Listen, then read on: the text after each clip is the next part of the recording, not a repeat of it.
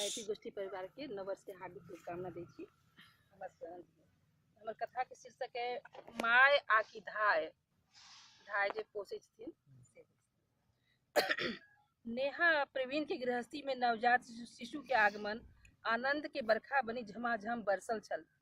पूरा घर घरायन छठिहार में नेहा के लग लखनऊ पहुँचल छल। मुदा पार्टी भेल आ सब अपन अपन घर घुरि गेला। सासु आ माँ सेहो नौकरी में छली। 4 दिन बाद नेहा के छुट्टी खत्म भ जेतनि। प्रवीण कॉलेज में छलाह आ नेहा बैंक कर्मचारी। ड्यूटी से घर वापस आबे में रात के 10 बाजि जाइत छनि। एना में 3 मास के बच्चा के देखभाल कोना होयत, ई भारी समस्या बनि गेल छल। कतेक मेहनत से नेहा बैंक पीओ बनल छली। सबके कतेक गर्व भेल छल नेहाक एहि उपलब्धि पर। एहि पद के बदौलत प्रवीण सन के सुयोग्य वर भेटल छलनि जिनका पाबि नेहा अपन भाग्य पर इतरा गेल छली। दुनू के जोड़ी के ने सराहने होइत। सबसँ नीक बात भेल जे दुनू गोटे के पोस्टिंग एके शहर लखनऊ में छल। ई अनायास संभव नहीं भेल छल, बल्कि घटकैती मंच पर ढेर छानबीन क के एके शहर में वर ताकल गेल छल। बहुत सुखद दाम्पत्य जीवन चलि रहल छल। नेहा प्रवीण के विवाह के 2 साल भेल छल और एतबे दिन में नेहा के सासू आ माय नानी दादी बनैले व्याकुल भ गेल छली। शुभ शुभ के घर में बच्चा आयल तो 3 मास कोना बीत गेल से पतो नहीं चलल। दक्ष के एक एक गतिविधि पर दक्ष बच्चा के नाम पड़ल छलै, नामकरण भेल छलै ने। एक एक गतिविधि पर सब निहाल भ जाइत छल। मुदा आब नेहा के ड्यूटी पर जेबाक समय निकट आबि गेल छल। दुनू प्राणी तय केलनि जे एकटा एहन धाय माय ताकल जाय जे बच्चा के खूब नीक से पालन पोषण क सकत। जरूरत छल तैं कतेको गोटे से आग्रह केलनि, मुदा मन में कतेको तरह के नीक बेजाय आशंका सेहो घुरिया रहल छलनि। लोकक मुँहे सुनल बात सब। ककरो मुँहे सुनने छली जे बच्चा बेसी तंग करे छै तो ओकरा बड्ड मारे छै धाय से। केओ कहै छल जे धाय माय बच्चा के दूध चोरा के अपने पीब लैत अछि। बच्चा करैत रहैया आ ओ टीवी में अखन मोबाइल में लागल रहैत अछि। अस्तु एकटा धाय माय ल क हुनकर ड्राइवर आयल। 100 तरहक सवाल क के दुनू प्राणी जानकी के राखि लेलनि। ड्यूटी ज्वाइन करे में 4 दिन बाकी छल।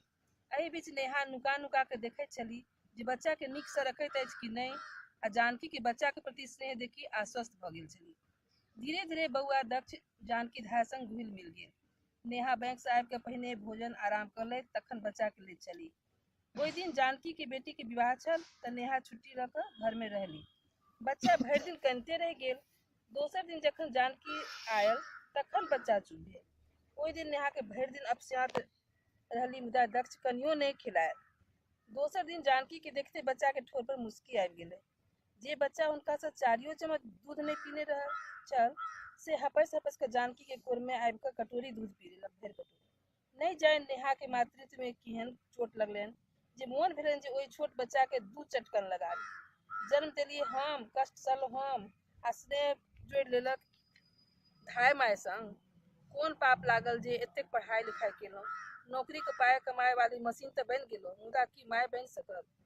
जानकी बहुत स्नेह दुलार से दक्ष के पोसि रहल छली। ई संतोष आइ हुनका कांट बनि गड़ि गेलनि।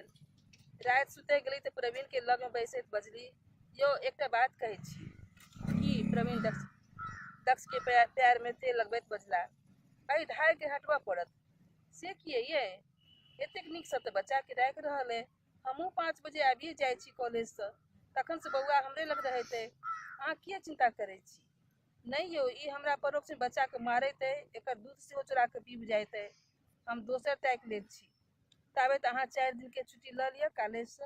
आइ शुक्र अछि, काल्हि सेकेंड सैटरडे है आ परसू रवि। हमहूँ शनि रवि घर में रहब, दोसर धाय ताकि लेब। प्रवीण नेहा के बात चुपचाप सुनि लेलनि और हुनकर भीतरिया कष्ट के अनुभूति सेहो भेलनि। अगला दिन जानकी के काज से हटा देलनि। कामकाजी महिला लेल छुट्टी के दिन कनि बेसिए व्यस्तता के बीतैत अछि। भरि सप्ताह के पड़ल काज, मार्केटिंग, लोकक एनाइ गेनाइ। नेहा शनि रवि खूब व्यस्त रहली। प्रवीण बच्चा के ततेक नीक से राखनाइ सीख गेल छलाह जे जानकी के अनुपस्थिति में सेहो दक्ष के कोनो तकलीफ नहीं भ रहल छलनि। घर में काज से निचैन भ के नेहा बच्चा के कोर में ल क छाती से सटा के बैसली तो बच्चा सहज रूप से छाती में मुँह घुसियाबे लगलनि। बुझबा में आबि गेलनि जे भूख लागि गेल छै, मुदा दूध तो दवाई खा के सुखा लेने छली। बैंक में 12 घंटा ड्यूटी केनाइ छलनि, कोना बच्चा के दूध पियबतै। ओ कखनो कखनो का अपने प्रभावित हो लगे छलन, तैं दवाई खाए पड़लन। प्रवीण के आवाज लगेलन, ये सुनै छी, कनी बोतल में दूध दऽ दिए, बौआ के भूख लागल छै। प्रवीण झट दऽ दूध सुषमा के लऽ अनलनि आ नेहा लग बैस दक्ष के निहारे लगला। नेहा बच्चा के मुंह में दूध के बोतल देलनि तो ओ जीह से ठेल देलक आ अनेरे हाथ पर छिड़िया के कानऽ लागल। नेहा बहुत कोशिश केलनि, मुदा ओ नहीं पीलक। प्रवीण नेहा के कोर से बच्चा के लऽ लेलनि आ छाती में सटा कऽ खूब दुलार केलनि।